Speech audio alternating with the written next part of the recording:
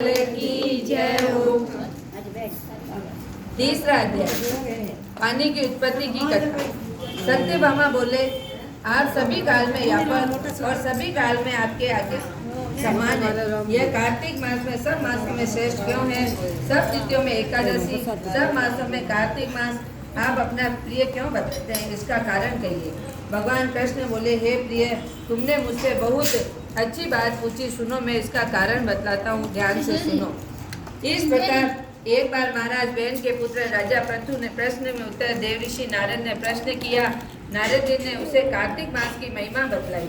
राजा पृथु ने प्रश्न के उत्तर में देवऋषि नारद से कहा था कि हे राजन, एक समय शंख नाम का एक राक्षस बड़ा ही बलवान और अत्याचारी हो चुका। उसने अपने अत्याचारों से तीनों लोक की अपमान कर दिया।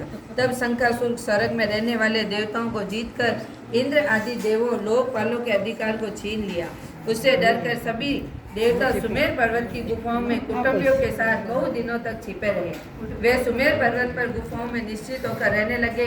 उधर जब शंख को पता चला कि देवता आनंद से सुमेर पर्वत पर रहने लगे हैं, उसने सोचा कि ऐसा कोई दिव्य शक्ति जरूर है जिसके कारण अपना अधिकार छीन जाने पर भी देवता बलवान होते जा रहे हैं। यह सोचते सोचते वह इस परिणाम पे पहुंचा कि वह सब वेद मंत्रों के बल और बलवान रहे। अगर उनके वेद छीन लिए जाए तो अपने आप निर्बल हो जाएंगे। देव ऋषि नारद बोले, ऐसा सोचकर असुर शंख के समान विष्णु को सोते हुए देखकर सत्य लोक से वेद चुराने के लिए पहुंचा। उसको आता देखकर भगवान विष्णु ने उसकी नीयत जानकर उसे डर के मारे बीज मंत्रों के साथ समुद्र के जल में छिप गए। शंख सभी वेद मंत्रों बीज मंत्रों को ढूंढता हुआ समुद्र में प्रविष्ट हो गया, लेकिन न तो उसे वेद मंत्र मिले न बीज मंत्र।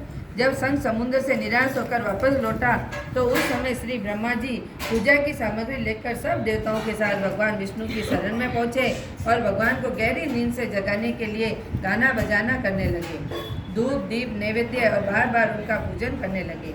धूप दीप नैवेद्य आदि से अर्पण करके भगवान की निद्रा भंग हुई। वह देवता सहित ब्रह्मा जी अपनी पूजा करते देख बहुत प्रसन्न हुए और कहने लगे, मैं आप लोगों के इस कार्तिक के मंगलाचरण के अति प्रसन्न हूँ।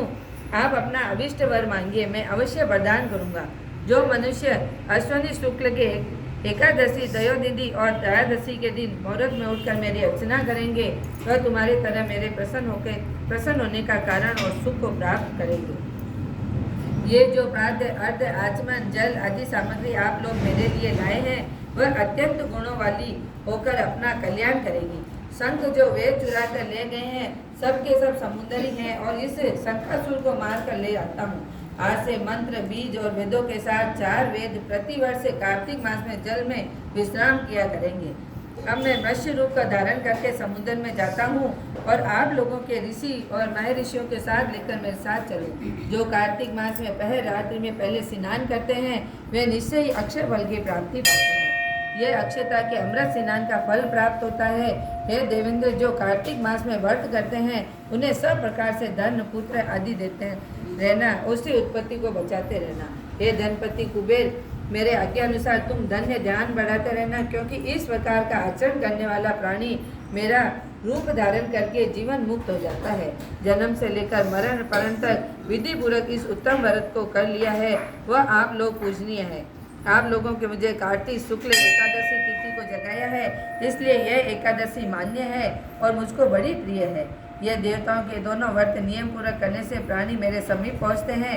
इन व्रतों को करने से जो फल मिलता है, अन्य व्रतों से नहीं मिलता। इसलिए हर मनुष्य को सुखी और निरोगी रहने के लिए कार्तिक मातम और कार्तिक एकादशी की कथा सुनने और उपयुक्त नियमों का पालन करना चाहिए। बोल कृष्ण कन्हैया लाल की जय हो।